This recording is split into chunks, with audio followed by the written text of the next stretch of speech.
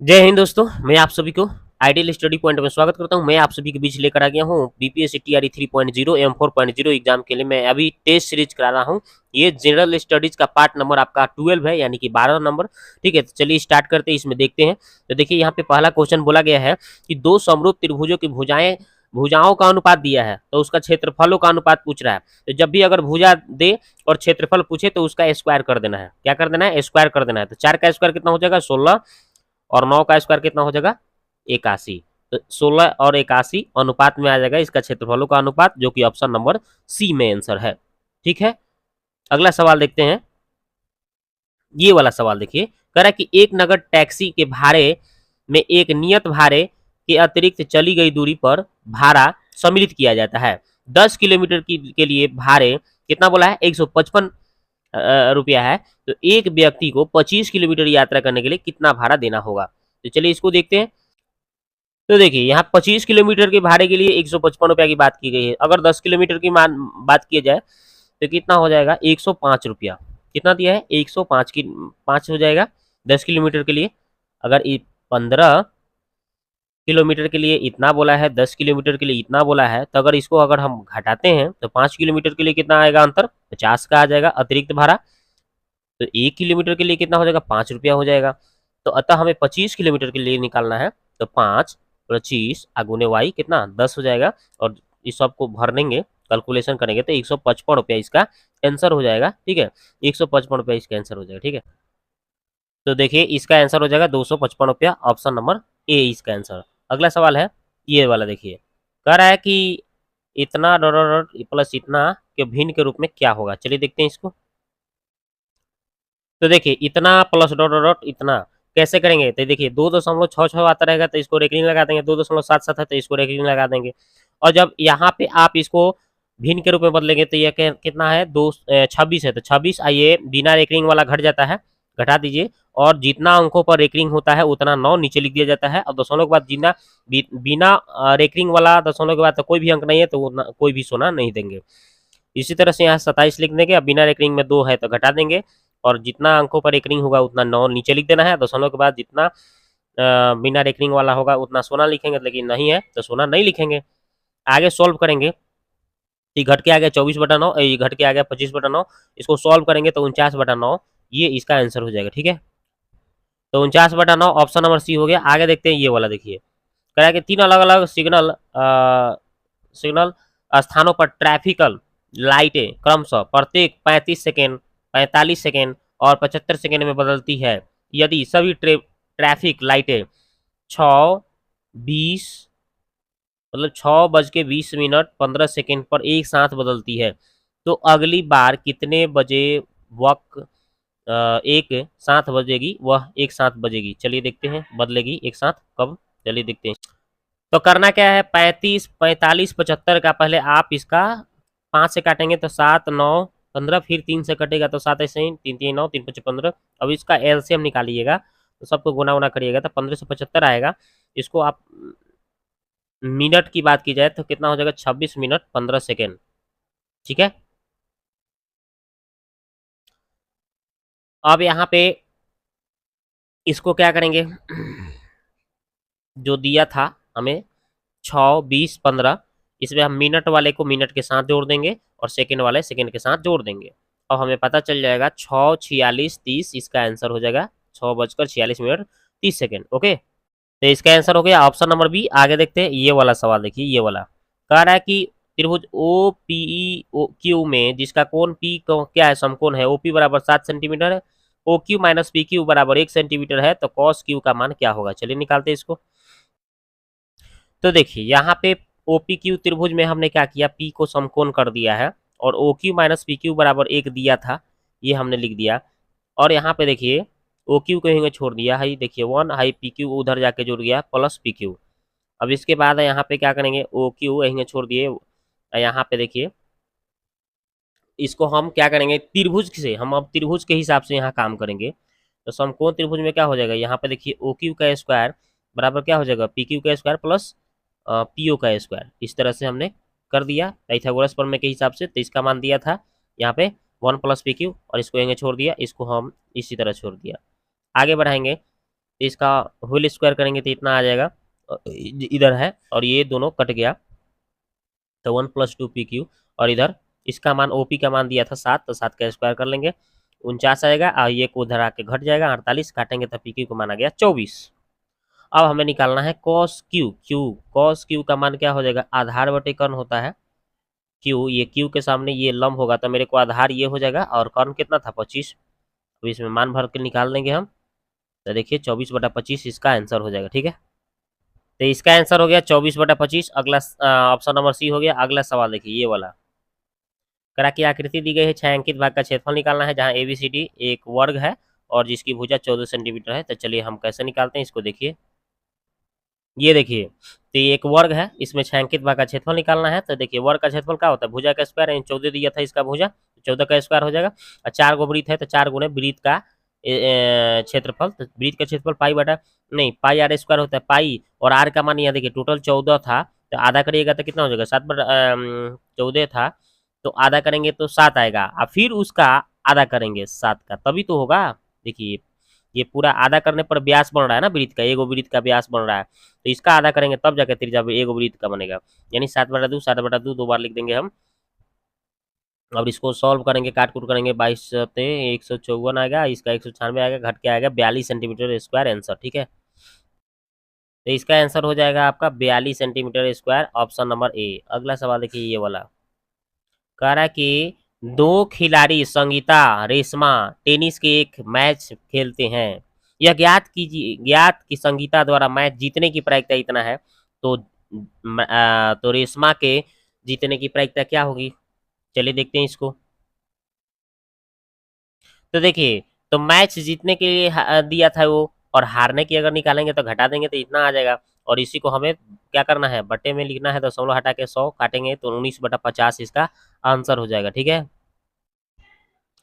तो यहाँ पे आपका जो दिया था संगीता के द्वारा मैच जीतने का दिया था, तो रेशमा के द्वारा जीतने की क्या होगा, वही 1 में से इसको घटा दीजिएगा तो वो जो एथी है वो निकल जाएगा, तो वही आपका आ रहा था 0.38, और इसको भाग देने पर दशमलव हटाने पर आ रहा है 19/50। ठीक है, तो वही इसका आंसर 19/50, ऑप्शन नंबर बी। अगला सवाल देखिए, कह रहा है कि वो केंद्र वाला एक वृत्त है ऐसे, ठीक है, और वहां पे टी से दो स्पर्श रेखा खींचा गया है, यहाँ से मान लीजिए बाहर एगो टी है, इसे आपको दो गो स्पर्श रेखा खींच देना है टी से, जिसमें आपका पी क्यू लिखना है, ये पी और ये मान लीजिए क्यू हो गया, ये पी या ये मान लीजिए क्यू हो गया।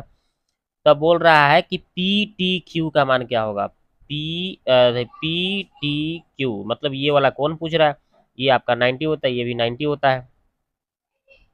ठीक है, तो ये क्या होता है, चलिए देखते हैं इसको, ये क्या होता है, इसका यहाँ पे ये डबल होता है, इसका ये हाफ होता है, तो क्या होता है देखिए देखते हैं, तो देख लीजिए यहाँ पे क्या हो जाएगा, तो ये पी एफ टी जो है, पी टी क्यू जो है, ये वाला जो एंगल है, इसका क्या होगा, इसका यानी कि कोण ओ क्यू पी का, ओ क्यू पी का, ओ क्यू पी का, इसका क्या होगा, वो डबल होगा, होगा ना, तो इसका आंसर कौन सा हो जाएगा, ऑप्शन नंबर बी।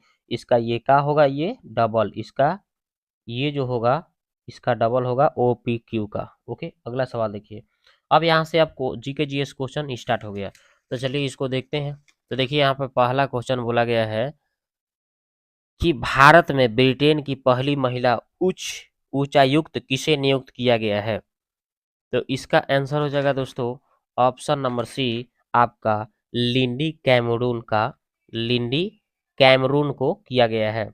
अगला सवाल है कि डॉक्टर बाबा साहेब भीमराव अम्बेडकर का महापरिनिर्वाण दिवस कब मनाया जाता है, तो इसका आंसर हो जाएगा दोस्तों ऑप्शन नंबर बी, आपका 6 दिसंबर को मनाया जाता है, 6 दिसंबर को। ओके, और ये भी याद रखिएगा कि भीमराव अम्बेडकर का जन्म महू मध्य प्रदेश में हुआ था 14 अप्रैल 1891 ईस्वी में, और इनका निधन यानी कि मृत्यु 6 दिसंबर 1956 ईस्वी को दिल्ली में हुआ था, निधन मतलब मृत्यु, इसीलिए 6 दिसंबर को ही निधन हुआ था, इसलिए इनका महापरिनिर्वाण जो है दिवस के रूप में कब मनाते हैं हम लोग, 6 दिसंबर को मनाते हैं। ओके, अगला सवाल देखिए कि भारत के राष्ट्रीय फिल्म पुरस्कारों में सर्वोच्च पुरस्कार दादा साहेब फाल्के पुरस्कार की राशि बढ़ाकर कितनी कर दी गई है? तो इसका राशि बढ़ाकर अब कितना कर दिया गया है? 15 लाख कर दिया गया है। कितना लाख? 15 लाख। ठीक है, दादा साहेब फाल्के अवार्ड जो होता है, स्थापना ये कब हुआ था फिल्म के क्षेत्र में जो दिया जाता है? 1969 में। 1969 में दादा साहेब फाल्के अवार्ड 2023 से अभिनेत्री वहीदा रहमान को सम्मानित किया गया है। ठीक है, सम्मानित। और दादा साहेब फाल्के अवार्ड जीतने वाले पहली अभिनेत्री देविका रानी थी, ये भी बात याद रखिएगा। अगला सवाल है, इसरो द्वारा चंद्रमा से नमूनों को वापस लाने हेतु चंद्रयान 4 कब लॉन्च किया जाएगा? तो इसका आंसर हो जाएगा दोस्तों ऑप्शन नंबर सी, 2028 में लॉन्च किया जाएगा। अगला सवाल है, आईपीएल 2024 नीलामी के किस खिलाड़ी को सबसे महंगा मूल्य प्राइस पर खरीदा गया है? तो इसका आंसर हो जाएगा option number B, Mitchell Starc को खरीदा गया है। अब देखिए, चर्चा में रहे गेलेफू स्टार्ट सिटी परियोजना का संबंध किस भारतीय पड़ोसी देश से है? तो इसका आंसर हो जाएगा आपका ऑप्शन नंबर ए, भूटान से है। अगला सवाल है कि फरवरी 2024 में आईसीसी अंडर 19 क्रिकेट विश्व कप में किस देश की क्रिकेट टीम फाइनल में विजेता बना है? तो इसका आंसर हो जाएगा ऑप्शन नंबर सी, आपका ऑस्ट्रेलिया। अगला सवाल है, 19वीं एससीओ सुरक्षा परिषद की बैठक किस देश की अध्यक्षता में हुई है? तो इसका आंसर हो जाएगा ऑप्शन नंबर ए, कजाकिस्तान के बैठक में हुई है। अगला सवाल है, ये 1857 के प्रथम स्वतंत्रता संग्राम के दौरान कानपुर क्षेत्र ने अंग्रेज शासन का विरोध करना शुरू किया, जहां नाना साहेब के डोडट स्थित महल को इसके मुख्यालय के रूप में प्रयोग किया गया। तो इसका आंसर हो जाएगा दोस्तों ऑप्शन नंबर ए, आपका बिठूर जो कहाँ था, बिठूर स्थित महल को ये आपका मुख्यालय के रूप में लोग प्रयोग किया। निम्नलिखित में से किसने गांधी जी को नमक आंदोलन को केवल पुरुषों तक ही सीमित न रखने के लिए राजी किया था? तो इसका आंसर हो जाएगा ऑप्शन नंबर बी, आपका कमला देवी चट्टोपाध्याय। अगला सवाल है कि ब्रिटिश भारत शासन के अधीन 1937 के प्रांतीय चुनावों के दौरान पंजाब राज्य में किस पार्टी का सरकार बनी थी? तो इसका आंसर हो जाएगा आपका option number A, unionist party का। अगला सवाल है कि इनमें से किसे अखिल भारतीय सेवाओं का जनक माना जाता है? तो इसका आंसर हो जाएगा ऑप्शन नंबर सी, आपका सरदार वल्लभ भाई पटेल को। ठीक है, और सरदार वल्लभ भाई पटेल को लौह पुरुष के भी नाम से जाना जाता है, ये भी बात आप याद रखिएगा। अगला सवाल देखिए, नील आयोग इंडिगो कमीशन के अध्यक्ष निम्नलिखित में से कौन थे? तो इसका आंसर हो जाएगा ऑप्शन नंबर बी, आपका WS सीटन कार। ठीक है, WS सीटन कार। अगला सवाल है कि निम्नलिखित में से किस वायसराय ने 1929 में भारत के लिए औपनिवेशिक राज डोमिनियन स्टेट्स के अस्पष्ट प्रस्ताव की घोषणा की थी? तो इसका आंसर हो जाएगा दोस्तों option number C, Lord Irwin ने की थी। अगला सवाल है, दांडी यात्रा के संबंध में निम्नलिखित में से कौन सा तथ्य सही नहीं है? तो चलिए इसका उत्तर देखिए, पहला ही दे दिया है आपका कि आपका स्वयंसेवक प्रतिदिन 25 मील की यात्रा करते थे, ये आपका पहल के गलत बोल दिया है, ये नहीं होगा। थोड़ा सा इसके बारे में हम बता ही देते हैं आपको। ये देखिए, तो दांडी यात्रा 12 मार्च को शुरू हुआ था 1930 में। ठीक है, और कब तक चला था? 6 अप्रैल 1930 तक ले चला था। और ये यात्रा जो होता इस यात्रा का उद्देश्य था कि समुद्र के पानी से नमक बनाकर ब्रिटिश सरकार के कानून को तोड़ना। दांडी यात्रा लगभग 221 मील लंबी पद यात्रा में महात्मा गांधी 78 अनुयायियों के साथ पहुंचे थे और वहां पे ये कानून तोड़ने का काम किए थे, है ना। तो इसलिए पहला उत्तर तो गलत बोला है, दूसरा सही बोला है, तीसरा भी सही बोला है। तो इसका आंसर पहला ही उत्तर हो जाएगा। अगला है कि दिल्ली सल्तनत का सबसे बड़ा विस्तार किसके शासन काल में देखा गया? तो इसका आंसर हो जाएगा ऑप्शन नंबर ए, मोहम्मद बिन तुगलक। मोहम्मद बिन तुगलक। अगला सवाल है, चलिए अगला सवाल देखिए ये वाला। कह रहा है कि भारत और नेपाल दोनों देशों से होकर बहने वाली नदी मेची इनमें से किसकी सहायक नदी है? इनमें से किसकी सहायक नदी है? तो भाई देख लीजिए, इसका उत्तर हो जाएगा आपका option number C, Mahananda. Mahananda. अगला सवाल है कि साइलेंट साइलेंट वैली राष्ट्रीय उद्यान डॉरर के अंतिम शेष बचे वारसा वनों का एक सुंदर उदाहरण है। तो इसका उत्तर हो जाएगा आपका ऑप्शन नंबर डी, एक से ज्यादा इसका उत्तर होगा। काहे भाई? काहे की देख लीजिए, इसमें कौन कौन उत्तर हो सकता है। तो आपका, तो इसमें आपका दो दो आंसर है, ऑप्शन सी भी है, ए भी है। मेघालय और केरल दोनों होगा, इसलिए इसका उत्तर एक से ज्यादा यानी कि ऑप्शन डी होगा। अगला सवाल है, कह रहा है कि निम्नलिखित विकल्पों में से भारत में सबसे अधिक दूर स्थित आकांक्ष आकांक्ष कौन सा है? तो इसका उत्तर हो जाएगा ऑप्शन नंबर बी, आपका दक्षिणी ध्रुव 90 डिग्री एस। अगला सवाल है, अगला सवाल है कि स्वर्णिम चतुर्भुज सुपर हाईवे का सबसे लंबा भाग है। तो कौन सा लंबा सबसे भाग है भाई? तो ऑप्शन नंबर सी आपका कोलकाता चेन्नई खंड। अगला सवाल है कि 1818 में भारत की पहली कपड़ा मिल डॉडॉट के पास फोर्ट ग्लास्टर में स्थापित की गई थी। तो इसका उत्तर हो जाएगा दोस्तों ऑप्शन नंबर सी, आपका कलकत्ता में की गई थी। अगला सवाल है कि निम्नलिखित में से कौन सी नदी राष्ट्रीय जलमार्ग 5 का एक भाग है? तो इसका आंसर हो जाएगा दोस्तों ऑप्शन नंबर बी, आपका ब्राह्मणी।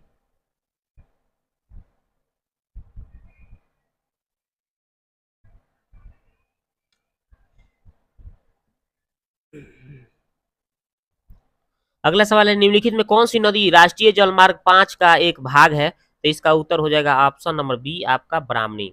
ठीक है, ब्राह्मणी। अगला सवाल है कि रेलवे जोन और उसके मुख्यालय की गलत जोड़ी का चयन करें।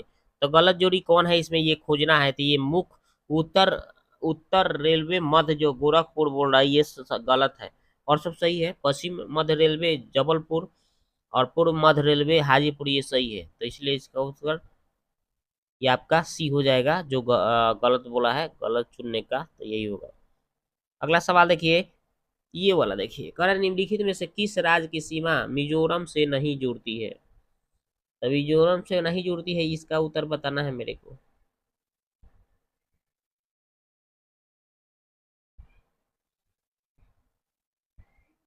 तो अगला सवाल है, निम्नलिखित में किस राज्य की सीमा मिजोरम से नहीं जुड़ी हुई है? तो इसका उत्तर होगा ऑप्शन नंबर सी, मेघालय जो है ये नहीं जुड़ी हुई है। अगला सवाल है, दीवार के पीछे खड़े एक व्यक्ति की आवाज पहचानी जा सकती है। तो कैसे भाई? तो इसका उत्तर विवर्तन का तथा गुणवत्ता द्वारा, गुणता द्वारा या विवर्तन द्वारा। ठीक है, तो इसका उत्तर यही हो जाएगा। अब देखते हैं अगला सवाल, ये वाला देखिए। कह रहा है कि एक चोर व्यापारी से 19.7 किलोग्राम सोना प्राप्त किया गया। सोने एयू यानी कि 197 में